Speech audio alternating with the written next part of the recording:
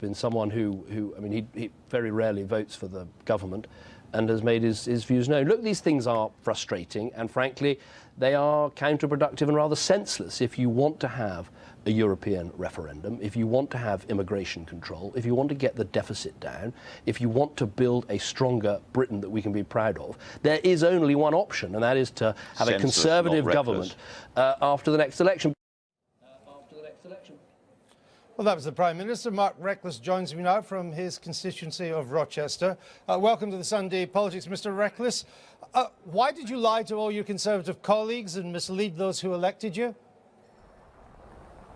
Well, what I'm doing is keeping faith with my constituents and keeping my promises to them. You heard the Prime Minister just now say that the Conservative-led government was dealing with a deficit and cutting immigration. The reality is we've increased the national debt by more in 5 years than even Labour managed in 13, and immigration is back up to the levels we saw under Labour. I believe in the promises I made in 2010, and I want to keep my word to my electorate, not least to deal with the deficit, to cut immigration, to reform our political system, to sort of localise powers back to our community, particularly over house building. And the government has broken its word on all those things. I want to keep my word to my voters here, and that's why I've done what I've done. I believe UKIP are the agents of change, and I'm going to give my voters a say in a by-election.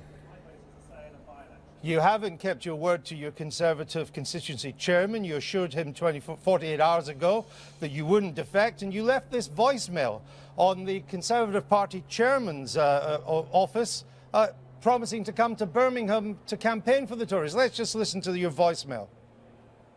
Mark Reckless, just picked up your email about the Birmingham Northfield event. Yes, I'm very, very happy to do photo or speak to a coach or and I'll show up a bit before perhaps what we were otherwise agreed.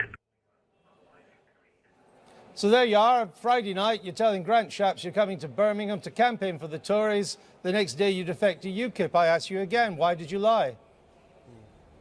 Well, I was a little more hesitant on that call than I usually do, and I'm not sure if that was the full conversation left. But you can't discuss these things in advance. You have to make a decision, and you have to move at a particular point in time. I've decided my constituents' interests and the future of this country are better served by UKIP than they are by the Conservative Party under David Cameron. I made a lot of promises to my constituents, and I want to keep those promises on immigration, on the deficit, on political reform. The Prime Minister isn't keeping those promises.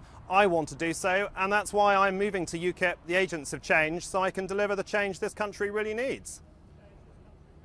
Well, in May of this year, you said that Nigel Farage, quote, poses the most serious threat to a Tory victory at the election.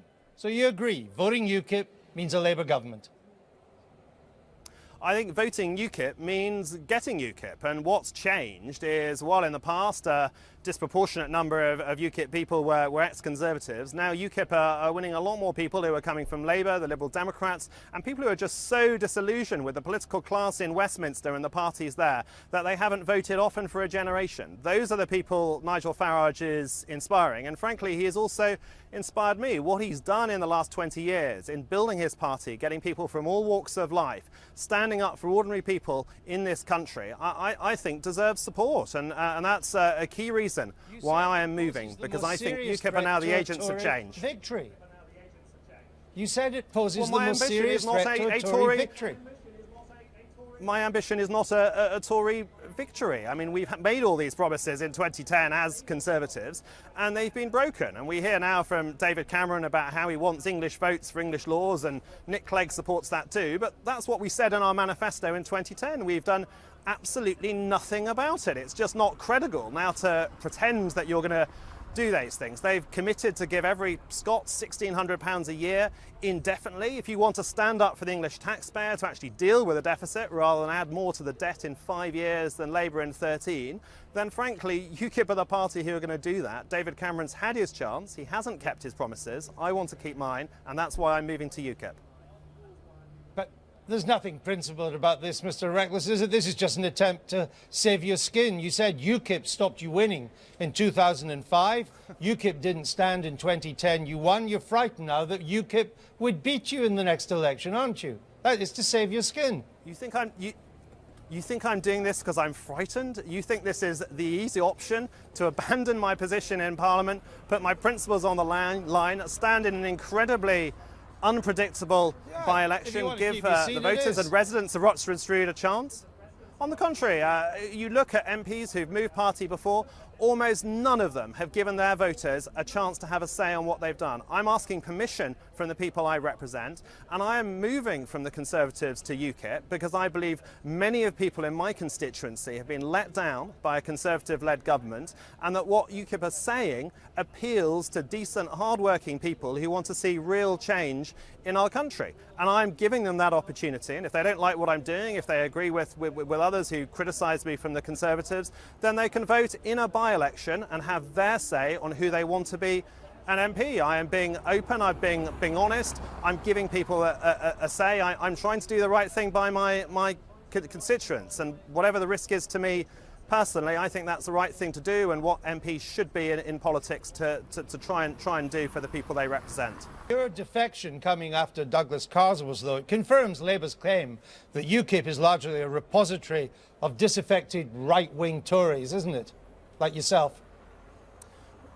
On the contrary, just that the number of people I met in Doncaster yesterday, it was extraordinary. When I first went to Conservative conferences about 20 years ago, there was some enthusiasm for politics. People thought they could change things. I remember Norman Tebbit speaking against the Maastricht Treaty, and there was real politics at conference. But I don't think you'll see that at Birmingham this week. It's mainly PR people, sort of lobbyists, sort of corporates, very few ordinary members. And at Doncaster, what you saw was 2,000 people, some of whom you'd saved up for months just to get the rail ticket to Doncaster and pay to stay there, who believe in UKIP, who believe in Nigel Farage, who believe in the people who are joining them, the team he now has behind them, as agents of change, who can actually deal with a political class at Westminster who've let people down, who can get our country back, give us a fair, straight EU referendum, cut immigration, and have proper reform to the political system that David Cameron promises, but I'm afraid just doesn't deliver. Okay, final question to you, Mr. Reckless. After the next election, the Prime Minister is going to be either David Cameron or Ed Miliband. That is the choice, one or the other. Who would you prefer? Well, what we prefer is to get the most UKIP policies implemented. We want a fair, straight EU referendum. That's crucial. We want to deal with immigration. Prime Minister? Well, we will look at the circumstance of the time, how many MPs people have, and what we need is as many UKIP MPs there as possible to get UKIP policies and actually to restore trust in politics. And if people vote UKIP, they will get UKIP. All right. Mr. Reckless, thank you very much for joining us.